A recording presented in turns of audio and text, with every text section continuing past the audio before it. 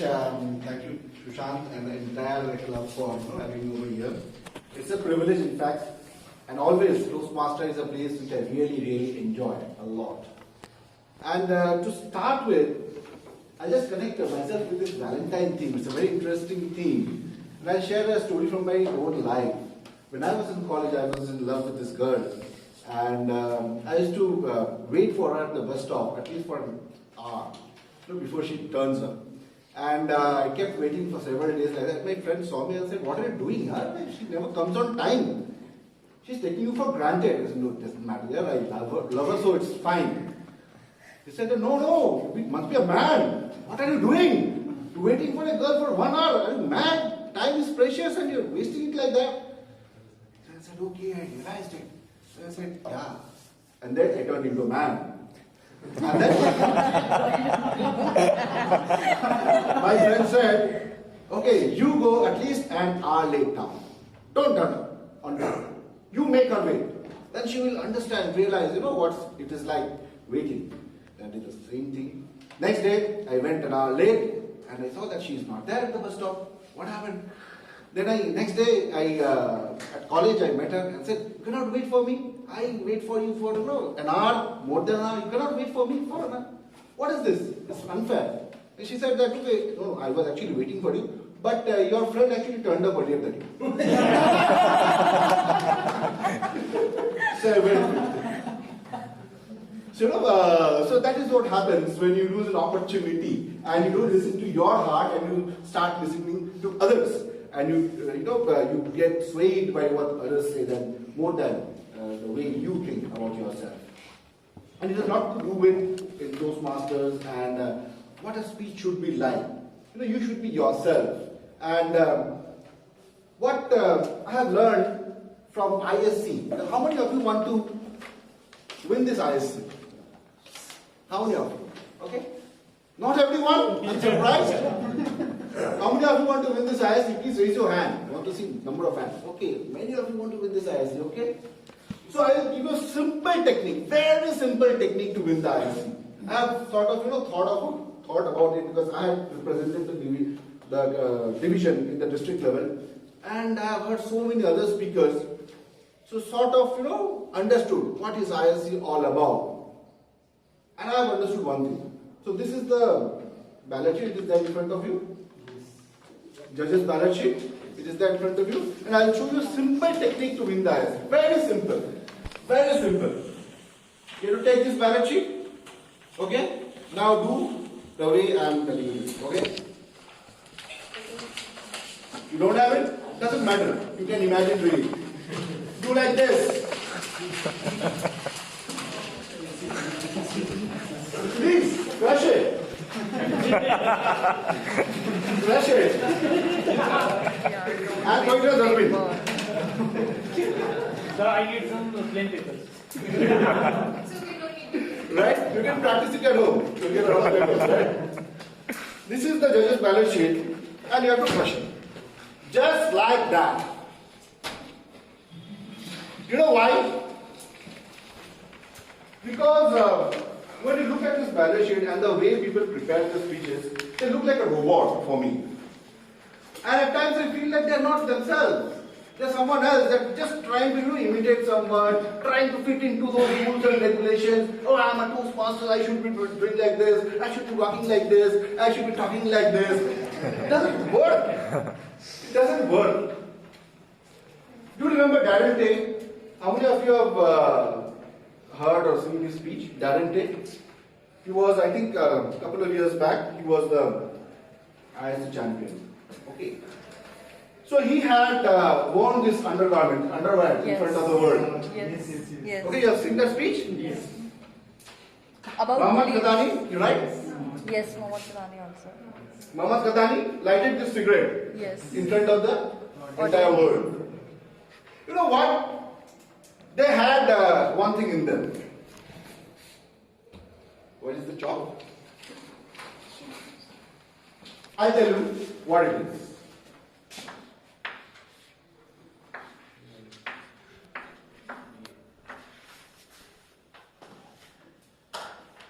What is this? I'll tell you what it is. Let your imagination float around. Okay, I'll fill up the blanks. You know what they did? They actually took out their heart, and had the guts to become their own boss. You have heard of this word boss? How many of you were thinking something else? Huh? You were thinking something else? Okay? So you see, this is boss, and this is what they wanted to be on the stage. And that is how you can also win the ISC. The best part about ISC is that though you are actually preparing for a contest, but it is not a contest. It is an opportunity to tell your story. And this guideline that is given in that ballot sheet is basically a guideline for giving you some direction into how you should be telling your story. I'll tell you some simple things. The first one, speech development. What is speech development? It is like walking into a family, walking into a house. You will find a lot of words which are written in there. But if you imagine a house and you're walking into a house, you can imagine how a speech, the structure, the speech development should be like. How it is like, you walk into a house and you find no furniture, nothing is there, and you suddenly enter the kitchen or you suddenly enter the bedroom. Would you like that? You won't like that, You want, you enter the house and you find a nice place to sit around, and then you find something, and then you get to the interior of the house, and then probably you find a very nice family waiting for you, talking to you, happy, enjoying. So that is what a speech development should look like. You should start with something and you slowly build on it. So when I started my speech, you see, I started with a story of myself, connecting to the theme. And I connected that message with what I'm supposed to say. So be yourself. So once you start with a story, you're actually immediately connecting with the audience. And the audience is willing all ears to hear you. That is the opening. It should be very, very powerful. And that is a part of your speech development. And then when you get into your final content, the body of the content, it should have some stories. 2-3 stories. I think Rajesh, you mentioned 2-3 stories in your speech, and that is how it should be, You just put across certain stories and try to link them up and try to create a message out of it. So that you can establish that you are the boss. You are the boss. You have control on your speech. And it should not look like, you have rehearsed it, you have prepared it, and you have come in and just deliver. It should not be like that. It should flow like as if I'm talking to you. There's a difference between a speech and a person who is just talking and is least bothered about what the reaction is from the audience. I'm talking to you. It's not a dialogue, but still I'm talking to you. That is how it should be. So, and the conclusion should be extremely powerful with the message. A conclusion is not something that creates, I would say, a summary of your speech, but it actually gives the punch with the message. It should give that punch. And it should conclude by saying that, this is the takeaway, actionable. I should be persuaded to follow, to take that message, apply it in my own life, and I should be able to see value in that. Right? That brings us to the next topic, which is it's worthy of that. Yeah. So that is effectiveness, Effectiveness is like drinking with your boss. How many of you have drunk with your boss? No one else, only one person drunk with their boss. You have also drunk with your boss. So how is the feeling? Do you feel relaxed? Do you feel enjoying that you are enjoying? No. You feel like that? No. It's so formal. You are drinking with your boss. I get 3 different kinds of friends in our college. One's a good friend, one's a bad, and yet a friend, bad friend, and the third one was a glass friend. The glass friend and glass friend were different. So these glass friends used to be, are very relaxed, party mood kind of people who used to go and enjoy. But when you sit with your boss, you're almost like you're trying to tie your hands up and trying to jump. Hands and legs all tied up and still trying to jump. It doesn't happen, right? So you're not relaxed. But here the speech effectiveness is just that you're supposed to do. It is like creating that purpose. The purpose of drinking is enjoying. What is the purpose of your speech? You're not there to deliver a speech. You're there to deliver a message. You're there to be your own. You're there to influence. You're there to give your power to others. You're there to generate that excitement in others. You're there to make people, feel that they are their own boss. You're trying to transfer something to them. It's a transaction which is going on. And that is what we are all about. Effectiveness is about delivering that purpose. Don't try to be like, drinking with your boss. If you're drinking, drink with your glass friends. That is if you're with your boss, you say, sorry boss, I don't drink. Today is my Tuesday, Wednesday, Thursday, Friday, whatever day. I don't drink, boss. You can drink, I will enjoy later. Okay, so that is how it should be. Speech value. What is speech value? Speech value is like charity.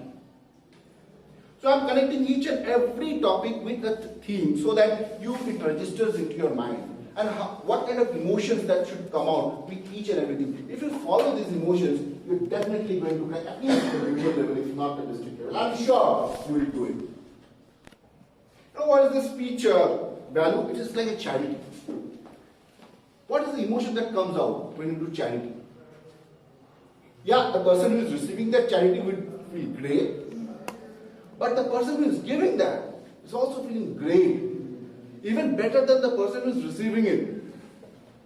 Isn't it? The value is something which is you are giving to people and they are taking it with a lot of love, gratitude, pride. And when you're giving it, you're giving your best part of your life to them. You're giving them a message which is going to change their life, which is really going to help them. Do you have something to tell them which is really going to change their life? A speaker has the power to change a nation, change the world, change the environment, everything. But you should have this speech value. It is like charity, doing a lot of charity, making people feel empowered and in turn getting ourselves also empowered. Then, physical,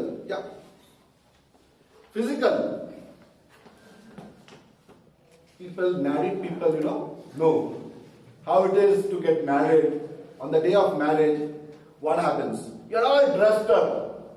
And you got this smile on your face. Very difficult, isn't it? Someone would say, my friends will come. What happened here? Today you are very sharif, huh? What happened? Yeah, you're doing like this to everyone, huh? I tell you, your wife, what do you do?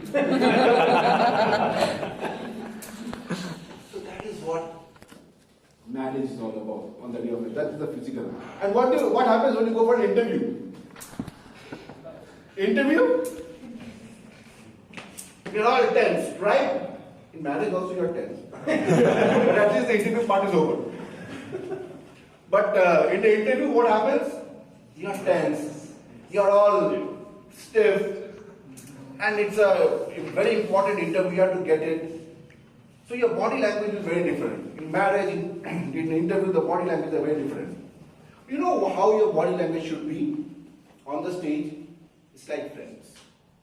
When you are with friends, good friends, not glass friends. Okay? Good friend, bad friend, not the bad friends, not the glass friends, but good friends. Right? When you are with them, you're very relaxed. You're thoughtful. You're talking. You're sharing your experience. You know that they're not judging you. Don't feel that people are judging you. That is where people make the biggest mistake. Tell that I am my Boss. Yes. You are the boss. You're not here to take people's judgment. You're here to share because you care for them. You're here to connect with them. You're here to empower them. They are at the receiving end. You are at the giving end. You are the giver over here. You are more powerful. That is how your attitude should be. Confident. Walking should be like a tiger, you know. It should be like a tiger on the stage. You know how a tiger walks? Tiger walks with a lot of pride, with a lot of attitude. That is how you should be walking on the stage. This area is yours. You are the king of this area. And you should use it fully. Okay? Then, voice, right. How many of you told a story to your younger brother or child? Almost all of you, right? But when we talk to each other, what happens? We are talking like, that person has to listen to me, okay, I have to listen to the other person. But when you are actually talking to a child, telling a story, what happens? You are actually trying to give a lot of feeling. You're trying to get the attention of the child. You're trying to make the child feel good. And the child will not feel good as long as you keep on changing your voice. And then the tiger comes and says, oh, come on, I'll eat you. And the mom says, no, leave me. That is the change of voice you need. Immediately people are able to connect to it. As if you're talking to a child. Your voice speaks, your modulation will change the experience, will change the emotions, like this, It's like a high tide, low tide kind of a thing. And you are the moon. When the moon is closer to earth, it actually pulls the water, right?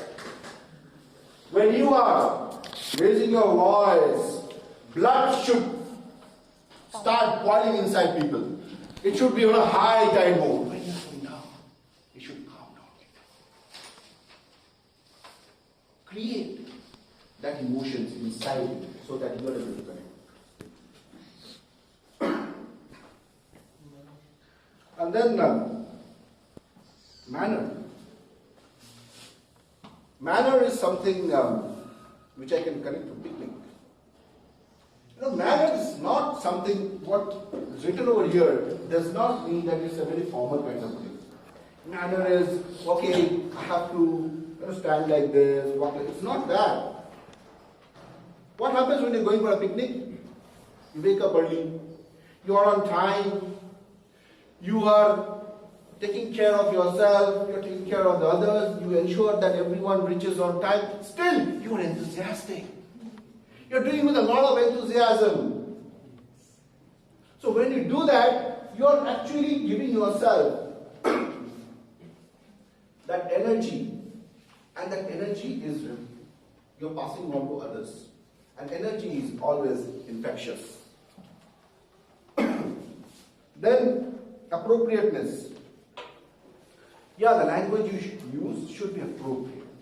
Should be connecting to people. You should not use a word like, a very heavy word which no one understands.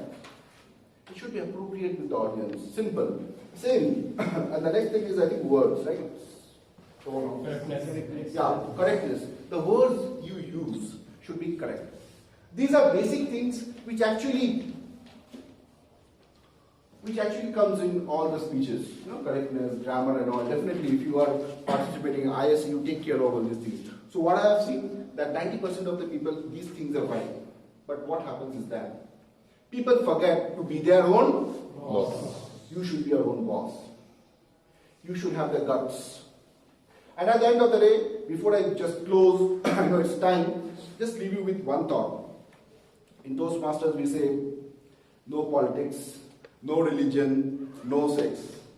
But when we come over here, this is the education.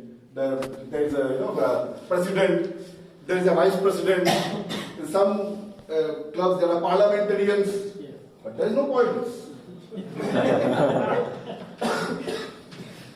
When we talk about religion, before coming for speech over here, how many of you don't say, okay, you are God, that okay, my speech should be good today.